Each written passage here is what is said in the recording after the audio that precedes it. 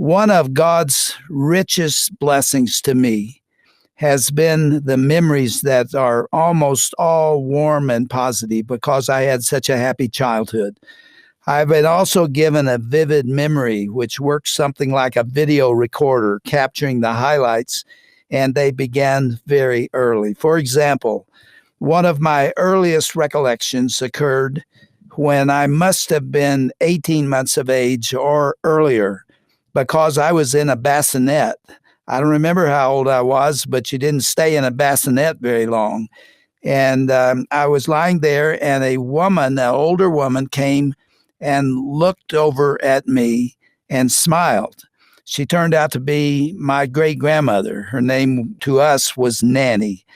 And I remember her leaning over and attending to me and talking to me.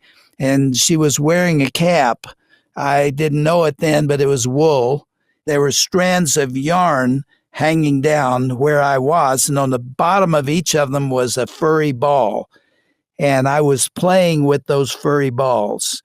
And I remember that vividly. And again, that was confirmed by my great-grandmother later. I went on to love her. She lived to be 99 years of age, and we had a wonderful relationship. I have many memories of Nanny, and that was one of my earliest.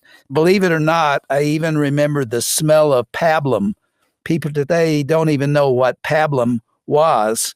It was a food that was fed to babies. If I'd known any better, I wouldn't have eaten it. But I remember that smell today, and a number of early memories like that. When I was 3, I was walking with my dad on a street near my home. He was holding my hand, and we were walking along, and he was 6'2". He was a big man, and I was very little. And I remember being very proud to be holding the hand of my father. And that is just a brief memory. I don't know where we were going or what we said, but that's a memory. So I have many vivid memories that occurred in my early years. And then I was married to Shirley, obviously, and 5 years later, my daughter Danae came along. She turned out to have an even better memory than I have. Honestly, she does. And it's almost scary to know that that little video camera was running inside her head from early childhood, because she remembers things I don't even want her to remember. That I have really enjoyed when we get together sharing our memories, because they were precious to both of us. And I remember a lot of what she remembers. And so we thought we would share some of that with you today. Danae, it's such a pleasure. Delighted to have you. Welcome. Oh, Dad, thanks for having me on, not only as your daughter, but as your guest. And instead of waiting until the end of the program, I just would like to honor you right now by saying how much I appreciate the time and the commitment that you've put into your role as a dad. I know that the Lord has given you a lot of responsibility and ministry, which has been very time consuming. And yet you've always been there for Ryan and me, no matter what our need was. And on Father's Day, a couple years ago, I gave you a little decorative porcelain tray that has a sketch of a dad hugging his 6-year-old daughter. And the words underneath read, "Always there." And that's how I feel about you, Dad. I'm so grateful. My. What a good way to start the program today. I consider that little gift as a treasure. I don't have it in front of me, but it has writing on it that just spoke to my heart, and it is sitting in a prominent place in our home. But more than that, one of the highlights of my life is being a father to you and Ryan, and a husband to Shirley. Everything else that's happened in my life, everything else of significance, means nothing compared to our love for the Lord and what you and Ryan and Shirley have contributed to me. So it's mutual. Well, my early bonding with you goes back as far as I can remember. And I was thinking about how one of my favorite memories, hands down, with you is going on bike rides. First in the little seat on the back of your bike, and then when I was older, my own bicycle. And that in itself is a very happy memory for me. because it was on my birthday. You wheeled out my own bike, and it had that 70s banana seat with the big pink and Yeah. yellow flowers on it. And it had a little white wicker basket with big plastic flowers. I thought that was so cool. And I mean, you just made my 6th birthday a very happy and significant occasion. We had a very close relationship, didn't we? From your earliest childhood. I just enjoyed. I made you laugh. We had so much fun together. And those Saturday bike rides where you rode behind me, I think you were 3 years of age, maybe four, when we began doing that. And I have great memories of it as well. Yeah, that was special. And another series of sentimental memories for me is the time that we used to spend in the car in the mornings when you would drive me to school. And I remember you had a game that you used to play with me called Pilot to Co-Pilot. And you would pretend like we were about to take off in a plane, and the inside of our car was the cockpit, and you gave me instructions like I was the co-pilot, and the gear shift became the flight control, and you would instruct me to hit the little buttons and switches that operated the various systems, and you would pretend like our car was headed down the runway to take off, and you'd make the sound effects like I thought that was so much fun. It was a little Volkswagen, as you recall. Isn't it interesting that that sticks out in your mind after all these years? You remember a simple game that we played with each other. I know. And those are the things that are so fun, and you look back on and you just have to smile because they just touched your heart so much even back then.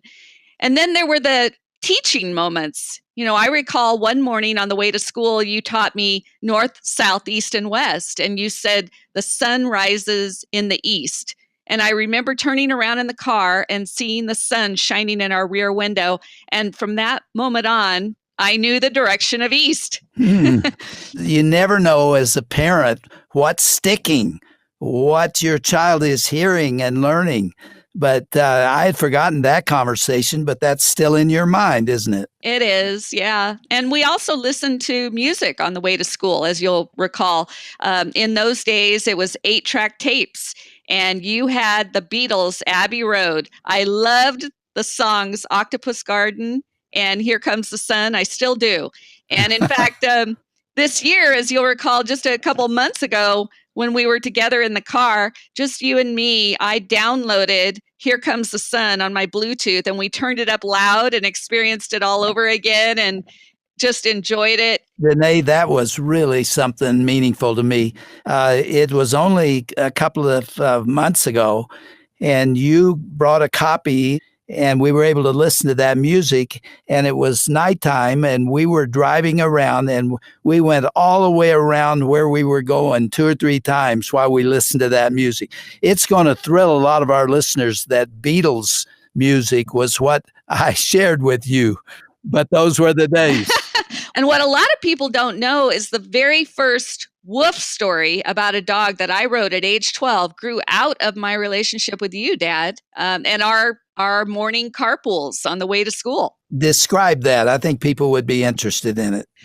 Well, you invented this character of a little dog named Woof, and you used to come up with different characters that you would tell us stories about, but that was our favorite. When I was a little older, we had a carpool with about 5 or 6 kids who would ride with us to school in the mornings, and they all got into these Woof stories. And you would tell us one adventure after another, and I think you got a little tired of telling Woof stories at one point. Well, let me share that because I was, under a lot of pressure to come up with a different narrative every morning. The kids loved it; they all demanded it. And so I did get tired of it. It went on and on and on. And I decided that it was time for Wolf to die. Looking back on it, that was not a real smart thing to do. No, it was not. Wolf got run over, and you kids were all crying. I couldn't believe it. I didn't mean to do that. And when I came that night to pick you up, you all got in the car and you were all talking at once, and you said, "You're gonna bring Wolf back. You can't let him die." So I had to carry on with the story. And you went on to tell your own story about Wolf. In a book, you were an early writer. You were really good with words. You wrote this when you were 12 years old, published by Word Publishers, and it sold 40,000 copies. That was the beginning of your writing career, wasn't it? It really was. When I look back on my childhood years, that stands out as one of my favorite gifts that the Lord gave to me was the opportunity to have published a book at age 12. And it's still very significant to me. Well, you've now written 24 books, I think. 24 books. Yes. Some of them for children, some of them for teenagers. And people still tell me on the street, I grew up reading Wolf. I love that book. Well, when I go on speaking engagements, that's the book that I hear about more than any other from people. They come up to me and tell me that their kids love that book or they love that book when they were younger because it's been around for so long. So that really warms my heart. Tell me what about our relationship was the most meaningful to you? Because it started very, very early, and I'd like to know your perspective on it. Well, I would say that one of the things that I would commend you for is placing spiritual emphasis in our family. For instance, not just attending church, but being involved. But I really liked how you and Mom emphasized spiritual training in everyday occurrences. And it was because of your teaching that I learned to, for instance, it's not okay. It is a big deal to hear God's name used in vain on TV or in conversation. And the importance of tithing, a percentage of my money. In our family, that was 10%. So when I was 5 years of age, you had 3 little jars. They may have been baby food jars, and they were empty. And you had put masking tape on the top of the lids, and you wrote 3 words on those 3 jars: God, save, and spend. So each of those lids had those words where I could see them. They were in my bedroom, and I kept those jars for several years. In fact, I think I might still have them. So that was very significant spiritual training for me. And in our family, you and Mom would just bring the Lord up in conversation. It was almost as common as saying, pass the salt. As early as I could remember to this day, when you and Mom would see a gorgeous animal or a beautiful, colorful fish, you would make comments like, look at God's design, look at those colors. Can't you just imagine the hand of God tracing the markings around that tiger's face? That's always on my mind too now when I see a beautiful or unique creature because you put it there. Well, we were attempting to follow the scriptural prescription that is written in Deuteronomy 6, verse 4. I have it in front of me because I hoped it would come up today. This is what we were trying to do. And it begins with these words. These commandments that I give to you today are to be upon your hearts. Impress them on your children. Talk about them when you sit at home or when you go for a walk along the road, when you lie down or when you get up. Tie them as symbols on your hands and bind them on your forehead. Write them on the door frames of your houses and on your gates. It can't be said more strongly than that. When he's describing throughout your day that we are to be mindful of this responsibility to give the history of the Jewish people to children so it won't be forgotten. He's talking about the escape from Egypt and how the Lord led them through the wilderness for 40 years, and now he's brought them to the promised land. The Lord did not want that to be forgotten. He wanted to be impressed upon children's lives so that they can live according to the commandments, and that relates to us as well. It's what I call job one as parents. It outranks every other objective in life. Don't let your kids grow up not knowing what God has done for us, who He is, and what His commandments are to us, and make sure your children know who Jesus is. That's the message to us as parents. Yes, that's a wonderful scripture about the importance of having passion for teaching your children about the Lord. And I'd just like to remind moms and dads that kids are sponges. I mean, they are watching and listening to your reactions, your comments, and they will often adopt those as their own. I know it's a lot of pressure and you can't help but fail at times, but just to have that awareness that your kids are looking at you as an example for how they should think and act and react. They take their cues from you. And Dad, I was remembering when we were riding in the car near our home, and you shared this story in your film series, but Ryan was about 5 years of age at the time, and we passed by a movie theater that had a rated X movie title on the marquee. So I asked you, Daddy, that's a dirty movie, isn't it? Yes, Danae, that's a dirty, bad movie, and God doesn't want us to watch those kind of movies. Well, Ryan was taking all of this in the back seat, but he made no comment. But he went away and he thought about it because later that night at bedtime, we were kneeling beside his bed to pray. And he started with, "Dear Jesus, help me not to see any dirty movies where everybody's spitting on each other." That was his understanding of what a dirty movie was. I think he was only 2 years of age, maybe close to 3. He may have been younger, but I mean, that was the worst thing that he could come up with in his little mind. But yeah, I would encourage parents to do what you and mom did. Bringing the Lord into everyday conversation, looking for windows of opportunity to compliment him, to talk about who he is, what's important to him, what he expects of us. I was on a hike recently with my niece and nephew, Lincoln and Lucy, and something came up in the conversation, and I had a golden opportunity to explain to them why we don't say, "Oh my God." That the Lord's name is reverent and holy. Our Father who art in heaven, hallowed be thy name. Danae, you made a wonderful point there. Children are sponges. They hear and see everything. Not all of it goes into a memory bank that they will be able to recall, but they're influenced by it and they carry that. If you want them to love God and revere him, you have to be intentional about doing that. We have a very good friend that he and his daughter were sitting watching a television show one time, and it did have some dirty words in it and also had some references to God in a disrespectful way.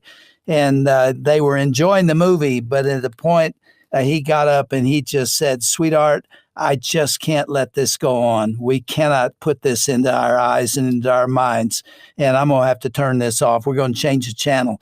And his little girl, who I think was about 6 at the time, said, "I wondered when you were going to do that, Dad." She understood the issue, even if he was reluctant to implement it. We have to take a stand for what we believe because that is picked up and magnified and goes into a memory bank. Whether they can recall it or not, it's there, and we dare not lose those opportunities. Right. And sometimes they can just be a moment in time where you can share something. Like one of my friends said that when they hear a curse word in a movie, the mother will just say, "We don't talk that way." So it's just a simple statement that's making the point that we're set apart. We're different as Christians. We don't talk like the rest of the world. Well, Danae, we're out of time, and I've loved talking to you today, and I appreciate you. I'm especially thankful for the fact that you and Ryan and Laura and our grandkids love the Lord. That is the most important thing in my life.